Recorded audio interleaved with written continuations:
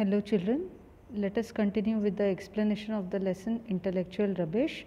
In part 7, we are going to see how there are two ways of avoiding fear.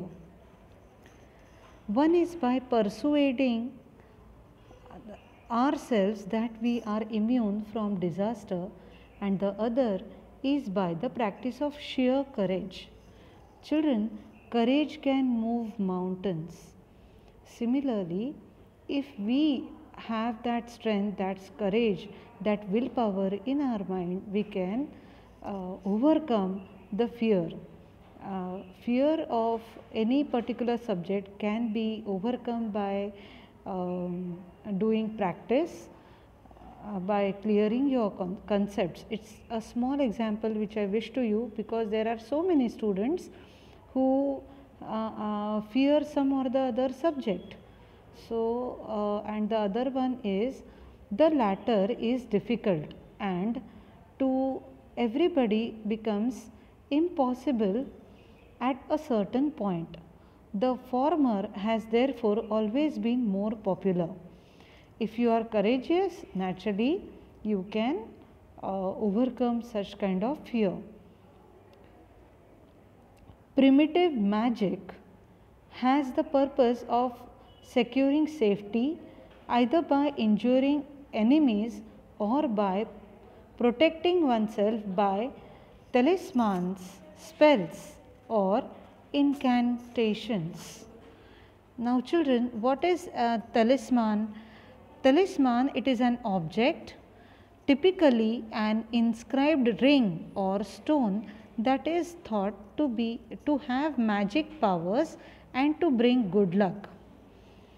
Incantation means a series of words said as a magic spell or charm. Children, I would like to give you one example. There are many people those who have fear in mind, and for example, we saw fear of the dark. At that time, generally what we do, many people, they start chanting Hanuman Chalisa just to remove or fear from their mind. Okay, it gives them courage and support. It is a belief that certain things, it gives us courage, it gives us confidence. Now, without any essential change, belief in such ways of avoiding danger survived throughout the many countries of civilization. By this we come to know that one needs to believe in oneself, and that self belief is important to overcome any kind of fear in your life.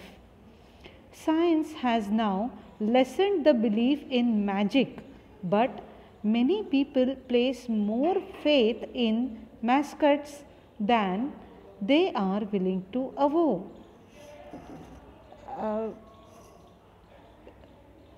Neither a man nor a crowd nor a nation can be trusted to act humanly or to think sanely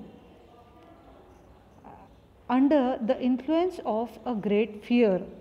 Children, this fear factor which a person has in mind, it leads to many kinds of problems, and overcoming this fear is important. For example, many children they avoid speaking to their teachers, to their parents, and tell them about their problems. They do not share their problems with their parents or teachers. If you are having any kind of problem, the solution can come out only if you share what is there in your mind.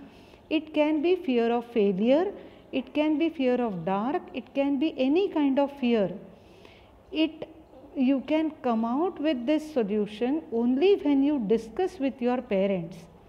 Or there are many who suffer peer pressure. At times your friends trouble you, at times you face certain situations which you do not like to share, but you have to, if you share with your parents. Parents can be your best friends, your teachers can be your best friends to help you come out with that fear. So always keep in mind. And for this reason, now children, again we'll move ahead in the paragraph. And for this reason, paltrons are more prone to cruelty than brave men, and are also more prone to superstition. Now what is a paltrons? That is cowards. If you are a coward,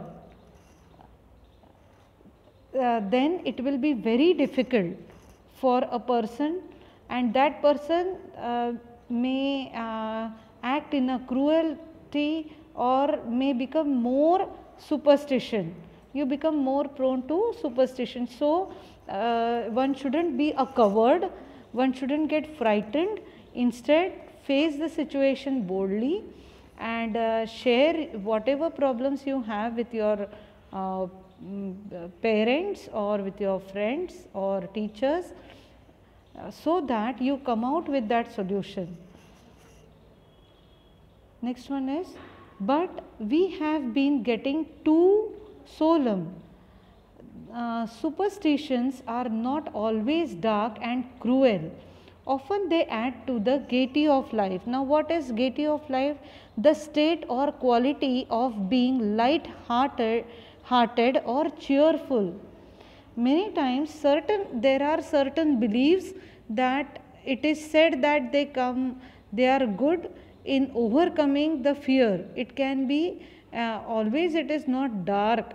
Here the author is saying it is not dark and cruel. Many times it adds cheerfulness to your life, but it depends what kind of superstitions you believe in. It shouldn't be the cruel one.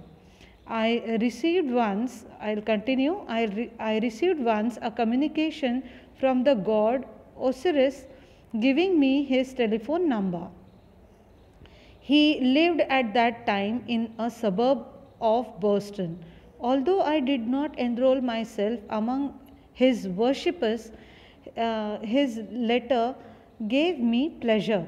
I have frequently received letters from men announcing themselves as the Messiah and urging me not to omit to mention this important fact in my lectures.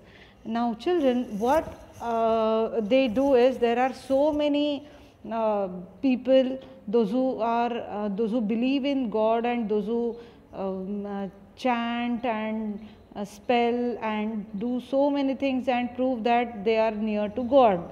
How much to believe and how much you have to accept related to it, that depends on person to person. But you need to be very cautious enough when you go to certain places in groups and attend such kind of things.